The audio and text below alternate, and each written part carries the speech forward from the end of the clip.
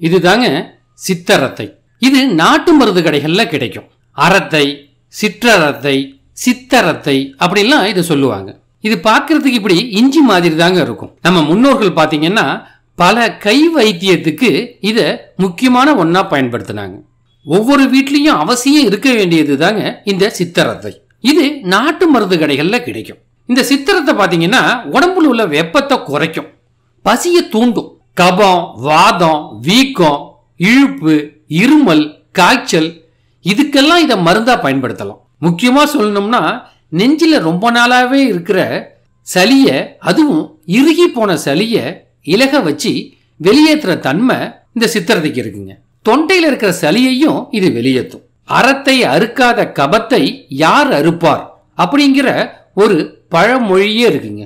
இது பாத்தீங்கன்னா நுரையீரல்ல இருக்கிற நுண் குழாய்கள் எல்லாத்தையும் விரிவடைய செய்யுங்க. இதனால பாத்தீங்கன்னா நாம மூச்சு விடுறது ரொம்ப எளிதாயிடும். சில பேருக்கு இரவு நேரத்துல தொடர்ந்து இருமிக்கிட்டே இருப்பாங்க. அவங்க என்ன மாதிரியான மாத்திரை சாப்பிட்டா கூட எந்த பலனும் கிடைக்காது.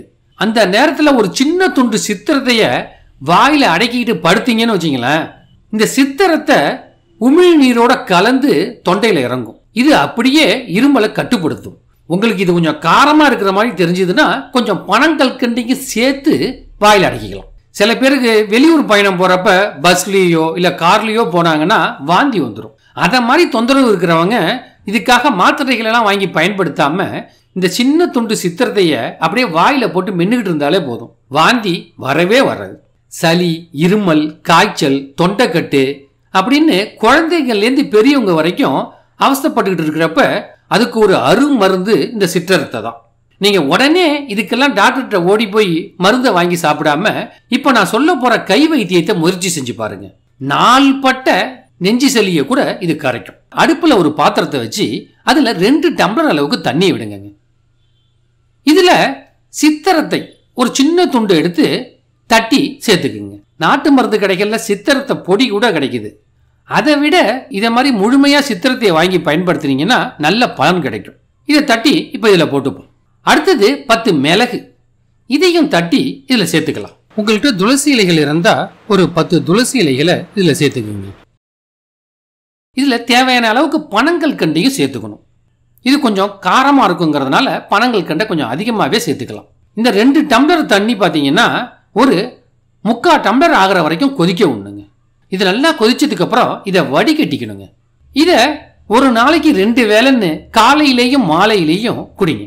ஆகாரம் எடுத்துக்கிறதுக்கு முன்னாடியோ இல்லைன்னா பின்போ எப்ப வேணாலும் குடிக்கலாம். நாள்பட்ட நெஞ்சு சளி கரையிறதுக்கு தொடர்ந்து ஒரு வாரம் இதை குடிக்கணும். உங்க நெஞ்சில சளி ரொம்ப நாளா அப்படியே இருந்து இறுகி போயிருந்ததுன்னு வச்சுங்களேன், அதை ரொம்ப இலக வச்சு மலத்தின் வழியா இது வெளியேற்றிடும். அது மட்டும் இல்லைங்க, இருமலை போக்கும், தொண்டைக்கட்டு பிரச்சனையை நீக்கும், வாய் நாற்றத்தை போக்கும், ஈறுகள்ல இருக்கிற நோய் தொற்றையும் இது சீராக்கும். மூக்கடைப்பால, ஒத்த தலைவலியால, சைனஸ் பிரச்சனையினால அவஸ்தைப்படுறவங்க இதை அவசியம் குடிக்கணும். இது வயிற்றுக்கும் இதமானது, உடம்புல உள்ள கொழுப்பையும் கரைக்கும், ரத்த அழுத்தத்தையும் குறைக்கும். இந்த வீடியோ உங்களுக்கு பிடிச்சிருந்ததுன்னா மறக்காம லைக் பண்ணுங்க, உங்க நண்பர்களுக்கும் ஷேர் பண்ணுங்க. இந்த வீடியோ பத்தின கருத்துக்களை கீழே பதிவிட மறந்துடாதீங்க. நீங்க இதுவரைக்கும் எங்க சேனலை சப்ஸ்கிரைப் பண்ணலீங்கன்னா வீடியோக்கு கீழே இருக்கிற சப்ஸ்கிரைப் பட்டனையும் அதுக்கு பக்கத்துல உள்ள பெல் சிம்பலையும் அழுத்துங்க. அப்பதான் எங்களோட அடுத்தடுத்த வீடியோக்களோட நோட்டிபிகேஷன் உங்களுக்கு கிடைக்கும்.